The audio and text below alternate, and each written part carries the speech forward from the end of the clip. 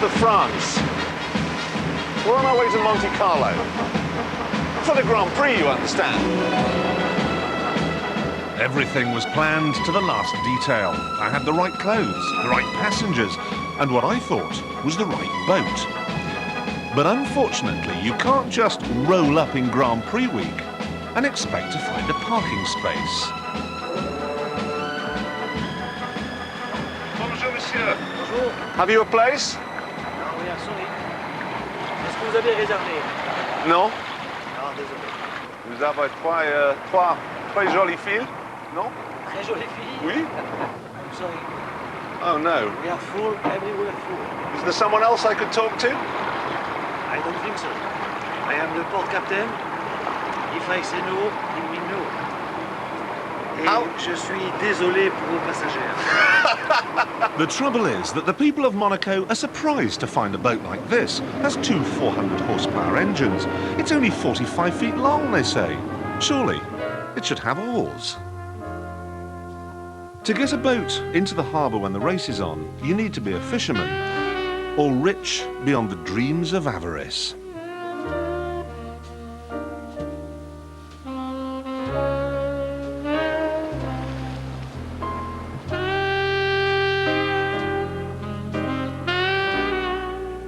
The Monaco Grand Prix was conceived as a global magnet for the world's plutocrats.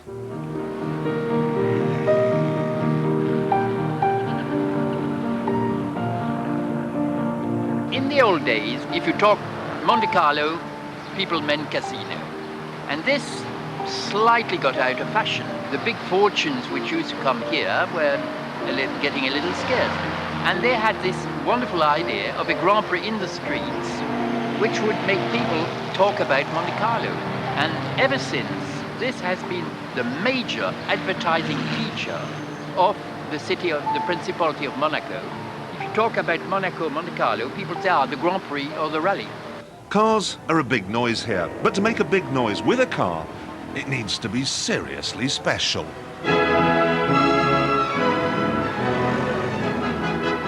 Meet the Renault Spider. I failed with the boat, but I am not going to fail with this. It may only be a £25,000 machine with an engine from the Clio, but that doesn't matter here. I think it's fair to liken Monaco to a zoo where people come to look at other people. Well, in this, I feel like the flashiest peacock the zoo has ever seen. Absolutely everybody is staring at it.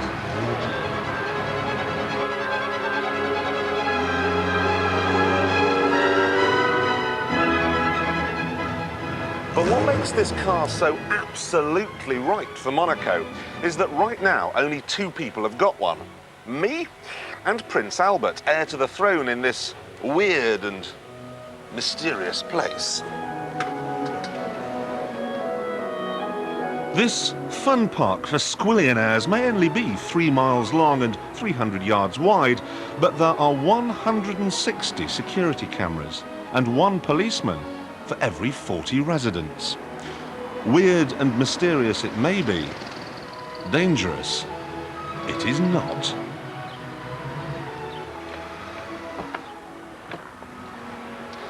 Now, just to show how much faith I have in the system, this is a 500 franc note.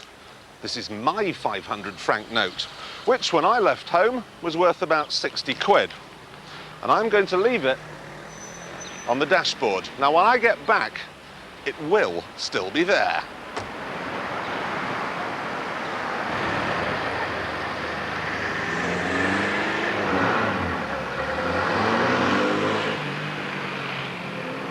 One agreeable lunch later.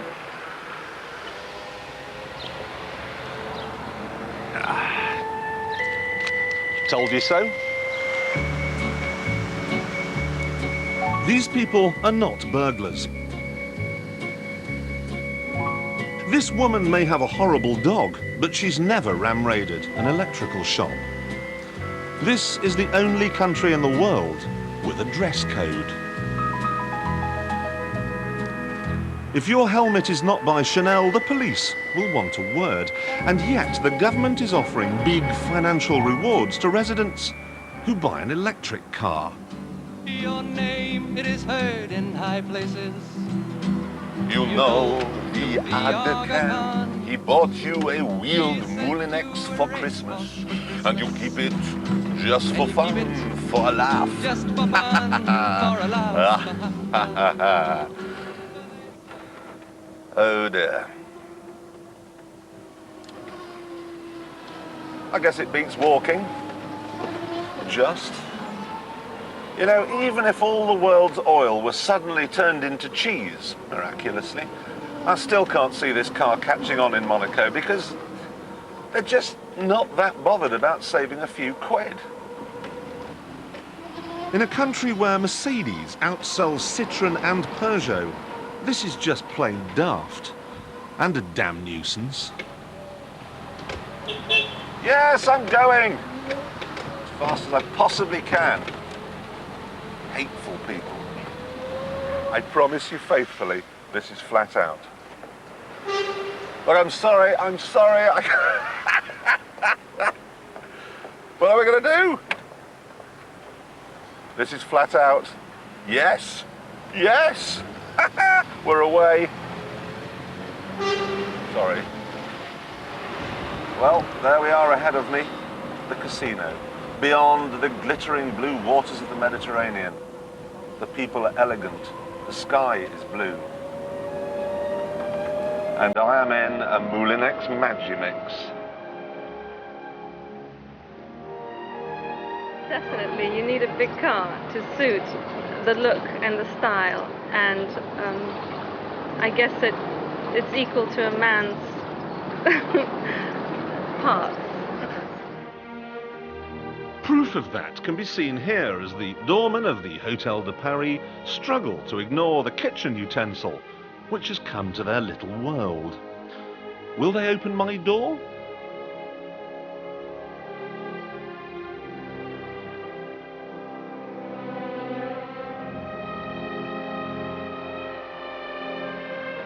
No, and that's because they're used to dealing with people who go on holiday to do this.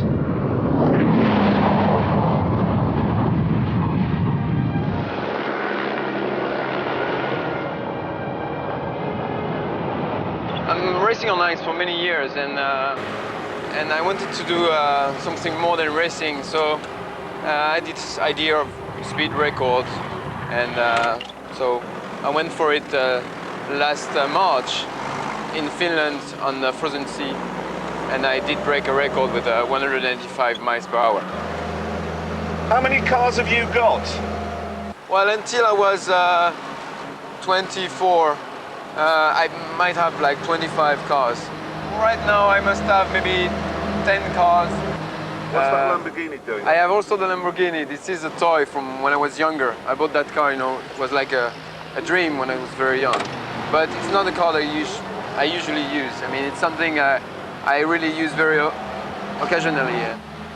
He uses his Porsches a lot more, or his powerboats, which was away in America at the time, having more powerful engines fitted. You know, I think I got myself a real live playboy here. I'm not a playboy. I love women. I do love women, but I'm not a playboy. Playboys, I think, are people that are doing only thing than chasing women. I'm not. I love to meet women and to find. I will love to find a great woman that I will stay with forever. But it's very hard to find. So meanwhile, I do check the other one. You have to have the latest and the best here, don't you? Yes, you have to be in vogue. Definitely. The latest, the greatest, the hottest. And a 6-month-old car or a 6-month-old watch just doesn't wash here. You need to have the most unique, the most original of things for you to be noticed here.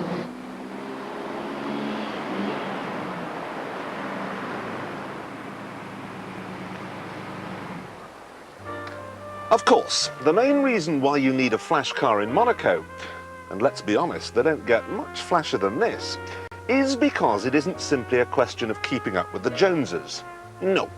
you have to keep up with the Hackenens and the Coulthards. When you've made it as a motor racing driver, this is where you live.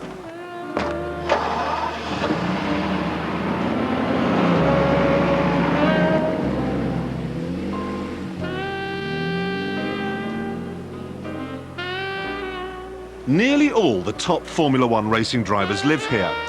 And in case you've ever wondered why they're so highly paid, let me fill you in. A two-bedroom flat costs £1.2 million. You could, of course, rent one, but that would cost £4,600 a month.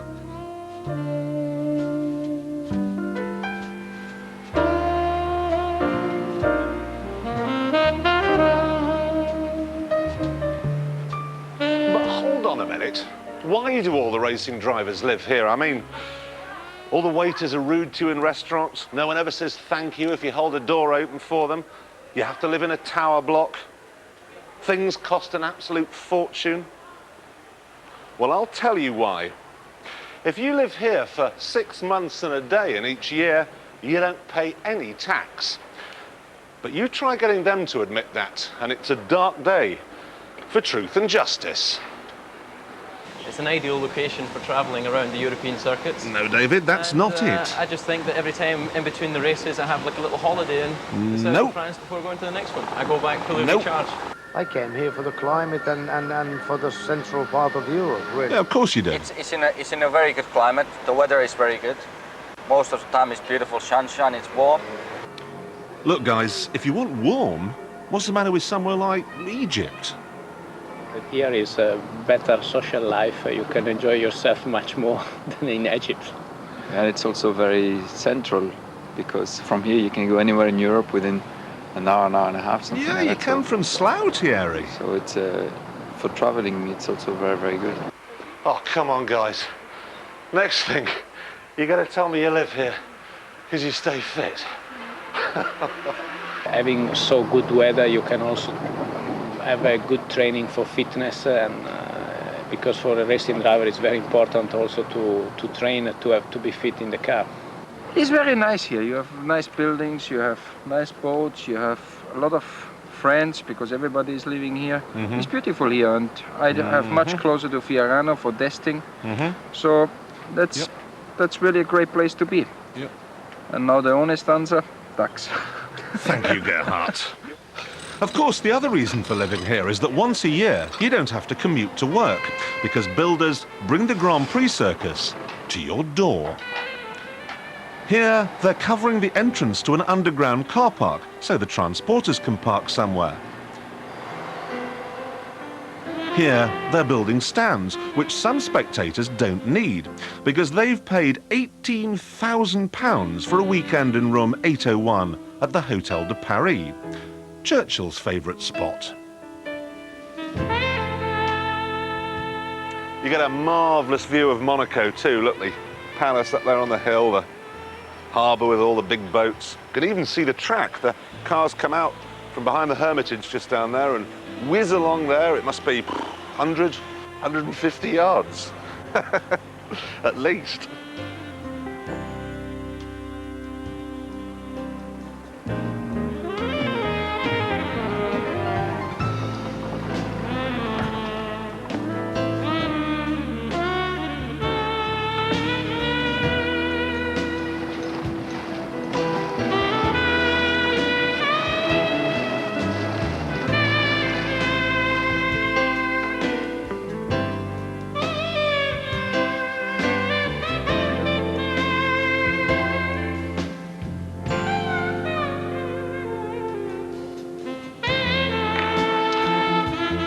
It's all a far cry from those early days. Back then, drivers would very often tow their race cars down on trailers from England with just a few shillings in their pocket. Then they'd come here to the oldest casino in the world, where they'd try to win enough money to pay for the start fee, to pay for the mechanic, to pay for the garage. Be interesting to look back through the videotapes on those cameras up there and see if Frank Williams has ever been in here. He probably has, but it's almost certain that he'll have been here, to Rosie's Bar. Before the drivers became a bunch of overpaid, early-to-bed fitness fanatics, this is where they parted. In the old days, it was very happy time. Nothing to compare with now. People used to have a race, enjoy the race, and then have big parties, you see, without getting too drunk, but having big, big parties. So who was your favourite of all the old racing drivers?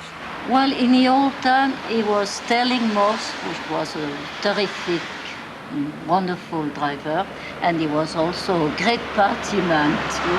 And then Graham Hill. Graham Hill was a friend, a real friend to us. Everybody loved him. He had so much personality. He could tell so many jokes to people. A great sense of humor. He was a great loss when he gone.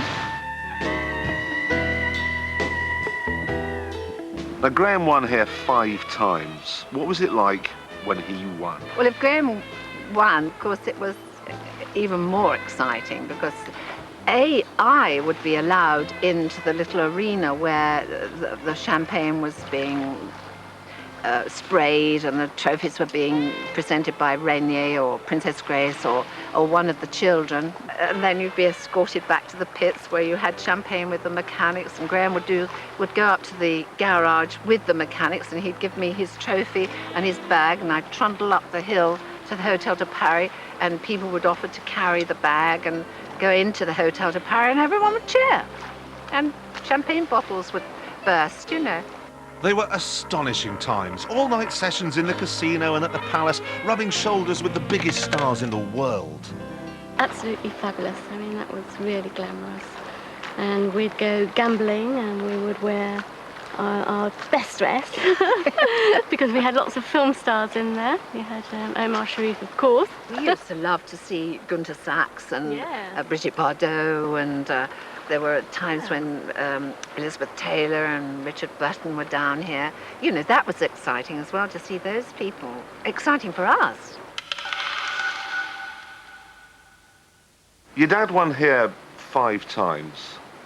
So does that make the desire to win here even stronger? I don't think the need to win it is affected at all by what my father did, but it would be special to win it, only for myself, but it would be from the PR point of view. The press would love it. You've come down here with Georgie, so is it a question of little dinners out there and early to bed? Pretty much. I mean, my mind is focused on driving and getting the best out of my performance over the weekend. And tonight, for example, I've got a sponsor commitment with an early evening, which is going to make it difficult to go out for an evening and have a meal with someone, so I'll probably get back here early, have a meal in a hotel and go to bed.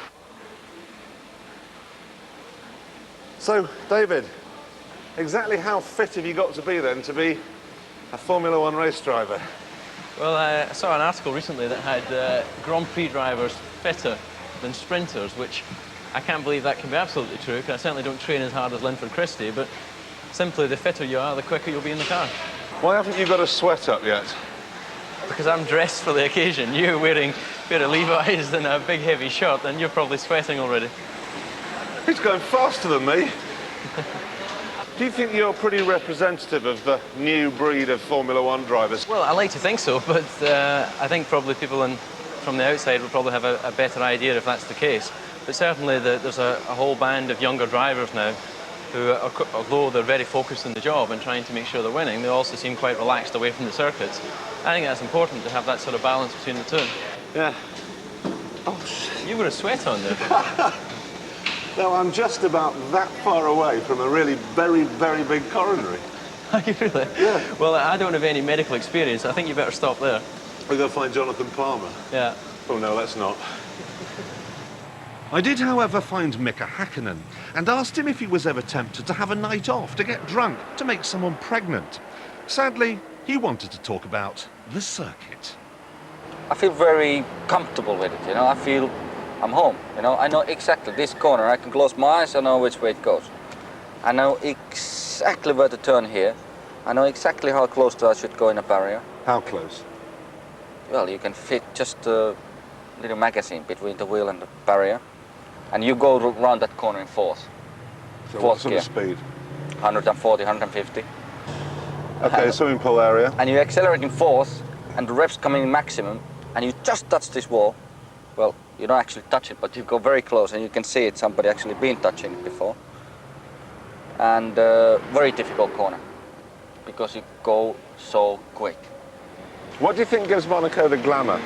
And I think the Formula One brings a lot of glamour to Monaco because it's so special. So why doesn't it bring it to Northampton? It always rains in Northampton.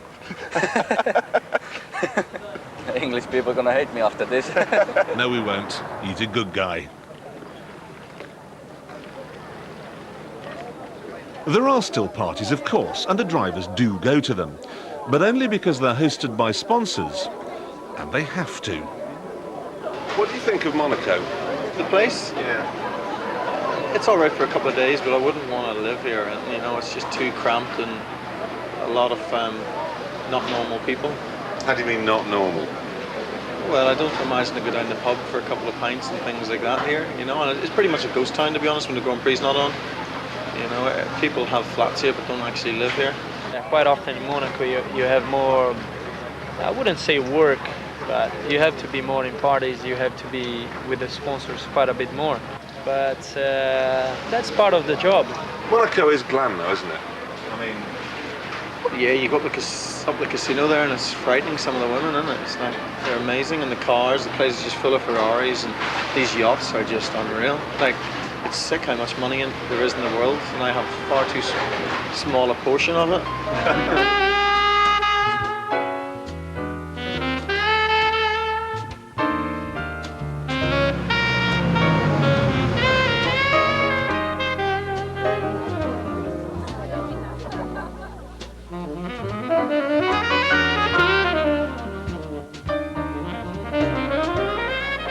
Call it the jewel in the crown of Grand Prix racing. I have my own opinion on it.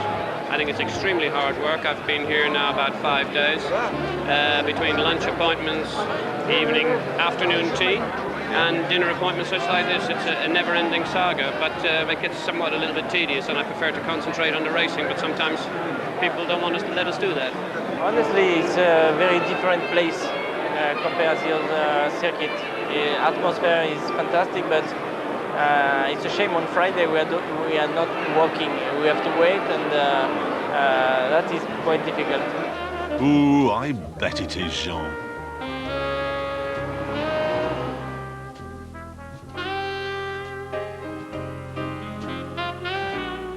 As it ticked round toward midnight, the drivers came over all tinny tired eyes. The mechanics, however, were just getting started.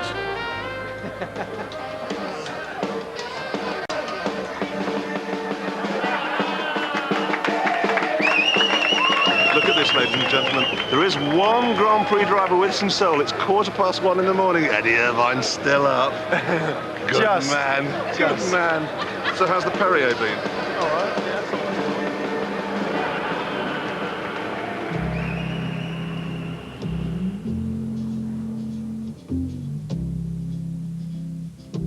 The morning after, and while I was washing Disprin down with a sludge the French call coffee, some not-so-beautiful people were preparing for the biggest event in motorsport.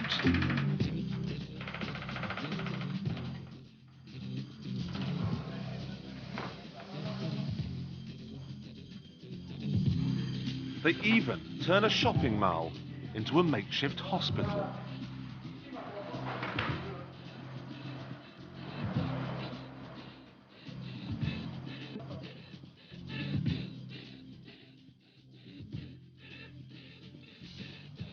And they continue to hit bits of metal with hammers right into the night, and right outside that £18,000 hotel room.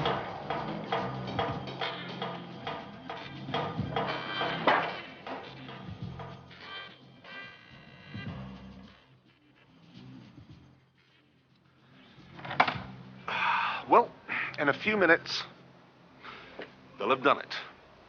It's taken 2,000 people, 5 weeks, and it's cost 30 million francs. But they have turned a city, no, a country, into a Grand Prix track. Now, there are 99 fibres in my body saying, go on, Jeremy, go to bed, it's late. but there's one which is saying, go on, have a lap.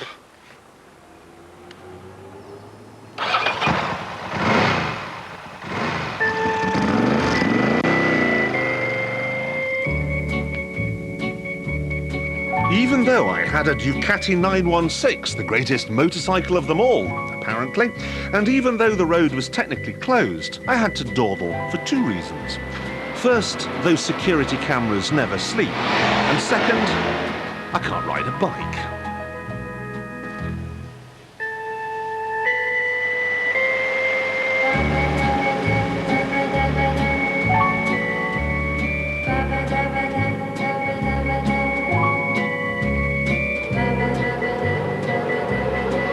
The next day, practice begins, and on balconies all round the track, expats invite friends over to share the view over a Bollinger or two. Monaco was always something different. It was quite unique. It still is quite unique. The teams hate coming here now, but the sponsors won't hear of letting them not come. It's not bad for the spectators either. It's the only place for real Grand Prix racing. Circuit racers and town racers are the true original motor racing circuit. So motor racing, Grand Prix racing really began on street circuits? Oh, then? Very much so. Yes, this is what it was all about. It's our most important event of the year. Not only in terms of sports and in terms of motor racing, but in terms of economic terms, and it's even a social event of tremendous importance. That's all very well, but I do think we should spare a thought for the poor old Monegasque residents, the 5,000 souls who were born and bred here. To make sure no one sees what they haven't paid to see, the fat-cap businessmen who run Formula One these days put up wire netting fences everywhere and curtains. We're going to deafen you. We're going to invite people here in shell suits. We're going to clog up your town, but don't you dare try to take a peek. Not surprisingly, most of them shut their schools, their businesses, their offices, and they get out of town, which, thanks to the rules on broadcasting races, is what we have to do too.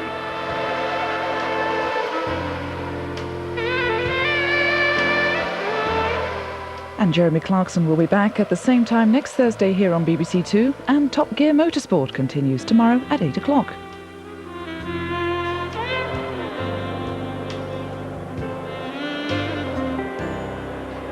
What?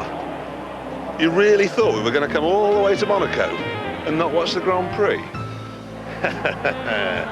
Not a chance.